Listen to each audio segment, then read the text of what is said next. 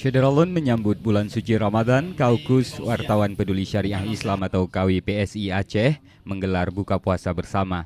Kegiatan yang dipusatkan di Kupiluak Romoh Aceh itu ikut diisi dengan pembagian santunan kepada anak yatim dan duafa di Banda Aceh.